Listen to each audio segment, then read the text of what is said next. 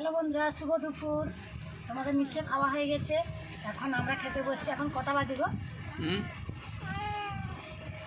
এখন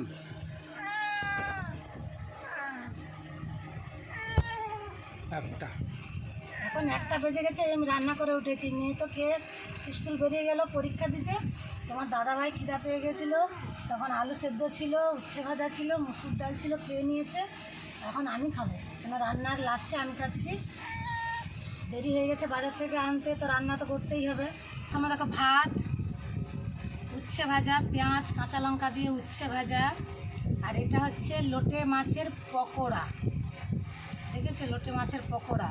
এই দেখো, এটা লোটে মাছের পকোড়া, এটা মসুর ডাল, আর এটা চাঁদা মাছের টক। চাঁদা মাছের টক আর পকোড়াটা তো দুর্দান্ত হয়েছে। দাদাভাই খায়নি, দাদাভাই আর মেয়ের তরে রেখে দিয়েছি।